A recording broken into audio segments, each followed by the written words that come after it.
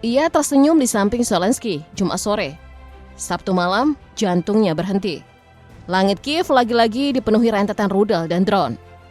Rusia disebut mengerahkan kombinasi rudal balistik, rudal hipersonik, sampai drone dalam salah satu gelombang serangan terbesar belakangan ini. Di saat yang sama, bom pintar FIB-3000 dengan daya ledak luar biasa kembali jadi sorotan setelah dilaporkan dipakai untuk menghantam sasaran di Ukraina.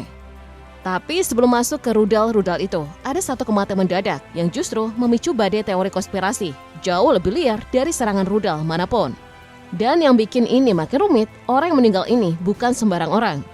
Ia salah satu suara paling keras di Washington yang selama ini mendorong sanksi lebih berat untuk Rusia. Dan ia meninggal tepat setelah kunjungannya seharusnya jadi kemenangan diplomatik kesekian kalinya.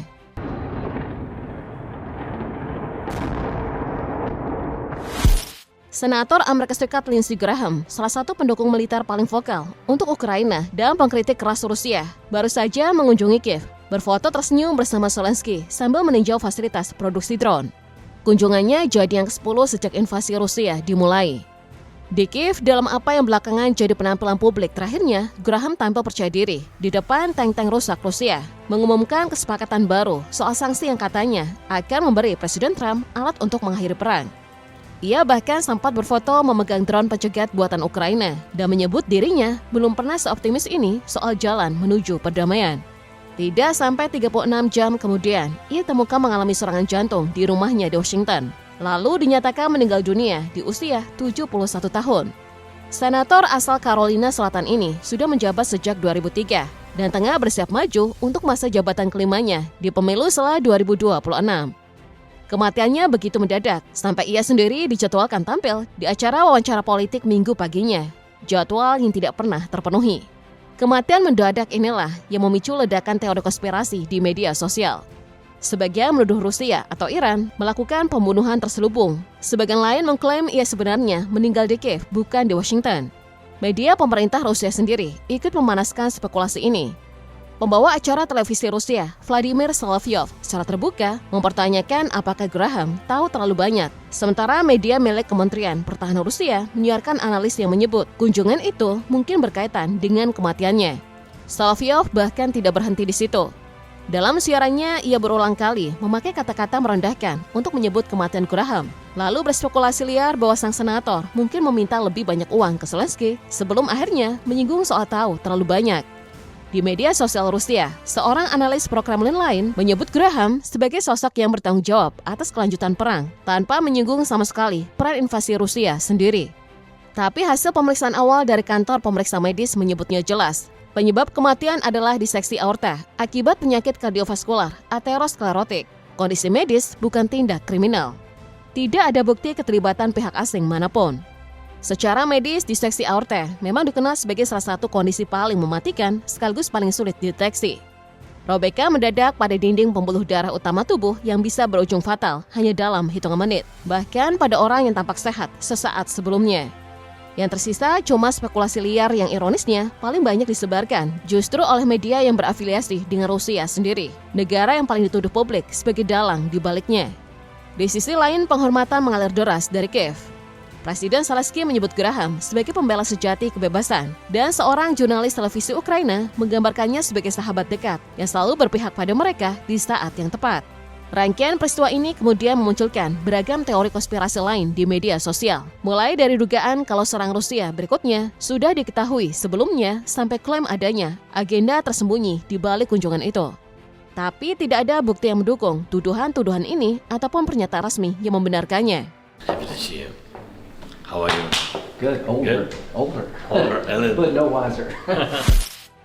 Di tengah meningkatnya intensitas perang, Rusia mengklaim berhasil menggagalkan operasi drone berskala besar yang diduga disiapkan oleh Dinas Keamanan Ukraina, SBU. Menurut Dinas Keamanan Federal Rusia, FSB, operasi yang disebut sebagai Spiderweb 2.0 itu menargetkan sebuah fasilitas strategis di dekat Moskow. Puluhan drone FPV disebut sudah dipersiapkan untuk melancarkan serangan secara serentak. FSB mengklaim drone-drone ini diselundupkan ke Rusia lewat jalur logistik Eropa dengan disamarkan di dalam pengiriman keramik. Rusia juga menuduh operasi ini melibatkan 2 warga Moldova. Jaringan perekrutan lintas negara sampai penggunaan kartu SIM yang diduga diaktifkan oleh anak-anak untuk menghindari pelacakan. Klaim ini muncul di tengah pola yang sudah dikenal sejak operasi Spiderweb pertama sebelumnya, di mana Ukraina berulang kali terbukti mampu menyusupkan drone jauh ke wilayah Rusia. Kalau benar, ini jadi indikasi bahwa metode itu masih terus dipakai dan terus diadaptasi FSB untuk dibongkar. Terlepas dari klaim ini, Ukraina tetap melanjutkan strategi menyerang infrastruktur energi dan logistik Rusia. Sebuah depot minyak di Stavropol-Krai dilaporkan jadi sasaran serangan drone, mengakibatkan kebakaran hebat, mengganggu distribusi bahan bakar bagi kebutuhan sipil maupun militer Rusia. Di kawasan Laut Hitam, pasukan drone Ukraina juga mengklaim berhasil menyerang sejumlah kapal Rusia sebagai bagian dari upaya menekan jalur logistik maritim Moskow. Sementara itu, kebakaran besar yang melanda gudang logistik Wildberries di wilayah Moskow setelah serangan drone kembali menunjukkan kalau infrastruktur pendukung di wilayah belakang kini ikut menjadi sasaran.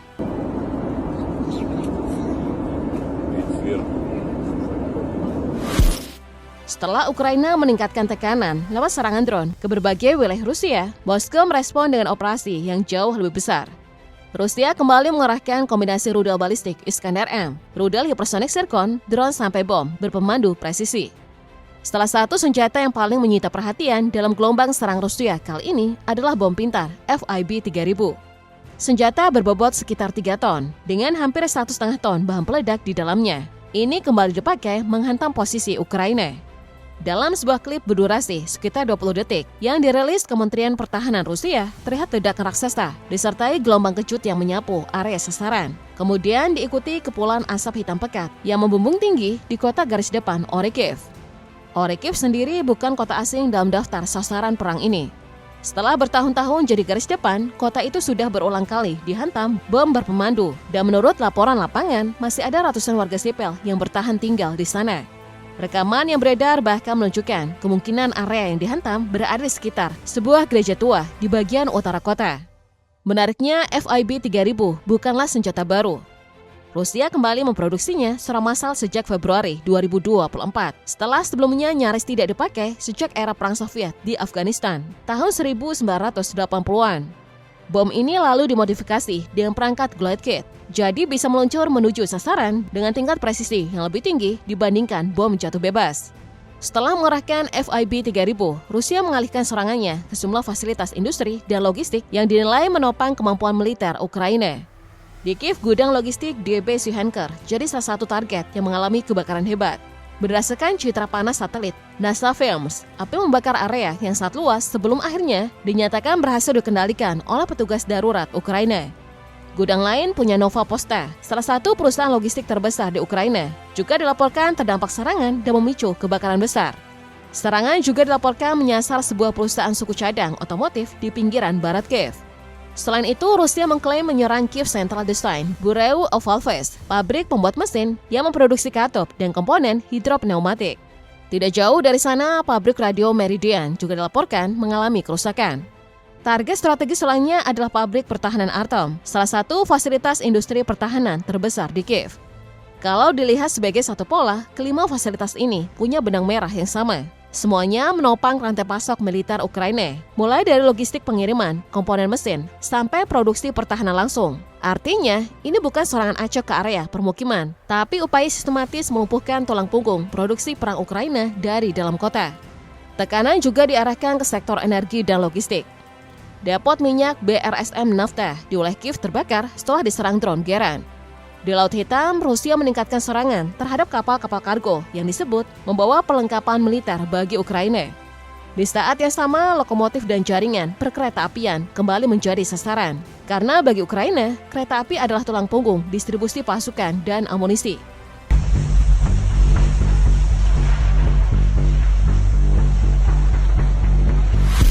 Di tengah tekanan di garis depan, Ukraina juga menghadapi gejolak di dalam negeri.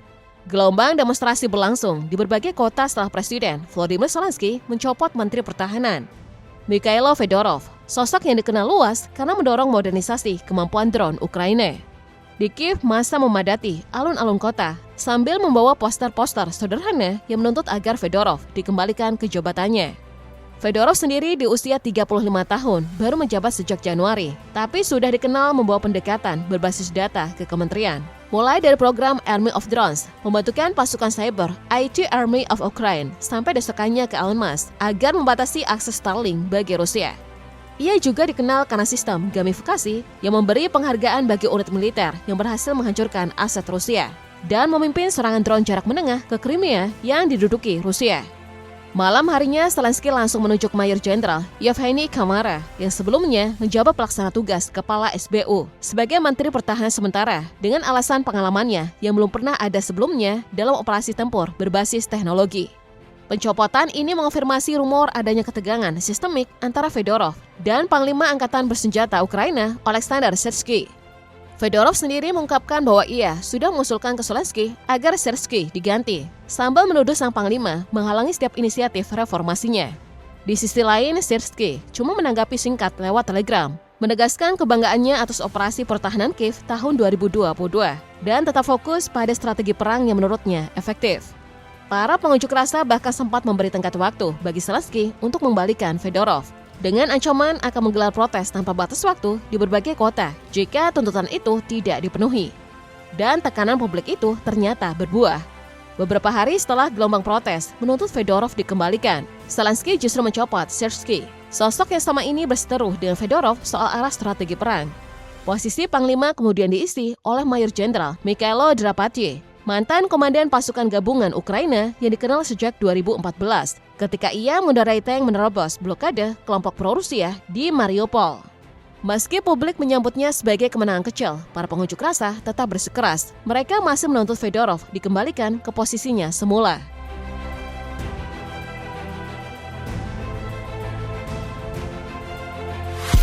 Sementara itu, tekanan Rusia di medan tempur juga terus meningkat. Kepala Staf Umum Rusia, Valery Gerasimov, menyatakan pasukannya semakin dekat menguasai Krasnyn Liman, salah satu titik pertahanan penting Ukraina di Donetsk. Jika kota ini jatuh, jalur menuju Sloviansk dan Kramatorsk akan semakin terbuka. Gerasimov bahkan mengklaim pertahanan Ukraina di area ini sudah sepenuhnya hancur dan menyebut pasukannya juga tengah memperluas kendali di sekitar Kostanivka yang baru dibebaskan, mendorong ke arah barat laut menuju Surskivka. Di saat yang sama, perhatian juga tertuju pada Kostanivka dan Chasiv Yar. Sejumlah analis menilai Kostanivka kini justru berpotensi menghadapi tekanan lebih dulu, meski selama ini Chasiv Yar dianggap sebagai target utama Rusia. Sejumlah analis pertahanan bahkan menilai klaim-klaim penguasaan wilayah dari pihak Kremlin belakangan ini terkesan dibesar-besarkan secara sengaja sebagai bagian dari kampanye informasi yang ditujukan untuk meyakinkan Washington bahwa Rusia sedang unggul di lapangan, tepat menjelang komunikasi telepon antara Trump dan Putin. Di luar medan perang, tekanan terhadap Moskow juga diperkirakan kembali meningkat. Presiden Donald Trump menyatakan mendukung rancangan undang-undang sanksi bipartisan terhadap Rusia yang sama ini diperjuangkan mendiang Senator Lindsey Graham. Paket sanksi ini membuka jalan bagi pemerintah Amerika Serikat untuk menekan tarif tinggi terhadap negara-negara yang tetap membeli minyak, gas alam, dan uranium dari Rusia.